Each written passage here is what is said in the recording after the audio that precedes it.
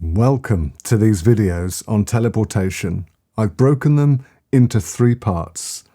So, welcome to video 3.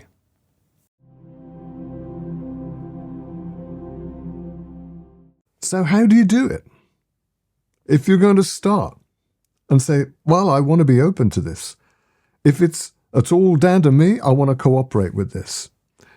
Well, as I said, the key motivation in this is love, and you have to have a desire for this to happen.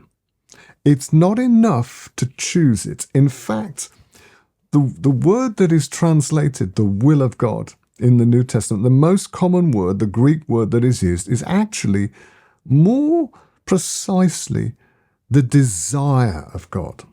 It's what he's passionate about. How much do you want this to happen? Some people are frightened by it because it's not normal to them.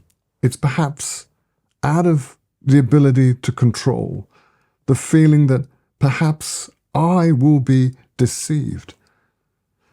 But those things potentially are just fear.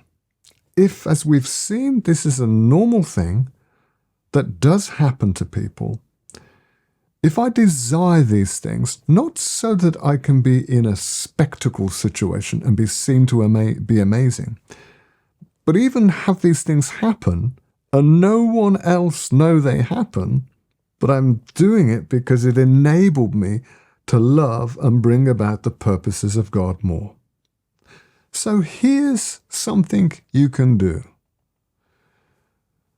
When you want good things to happen to someone who's on your heart, someone who you have a measure of love for, someone you have a desire for good things to happen. Perhaps good things aren't happening right now, and you long for them to have a good thing happen, for the purposes of God to work into their life. Start with that. Instead of just wishing it or making a verbal declaration to God that we might call prayer, instead of that, settle your heart. Come to rest. Become aware of the presence of God. And in that awareness now, allow yourself to be aware of that person. And let your desire take you to that person. So I'm not just speaking from a distance, but I'm with them. I'm actually with them.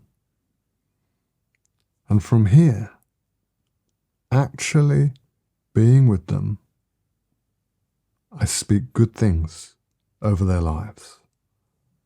I might even hug them. I might comfort them. I do those things now. I use words, but more than words. I bring my presence and the presence of the comfort of God that I carry within me to them, and I release that over their lives and let that peace settle on them. What we would call blessing, that is supernatural, spiritual substance, energized by God to bring goodness to their heart, that they sense the closeness of God. And I stay with them for a while. And then I come back.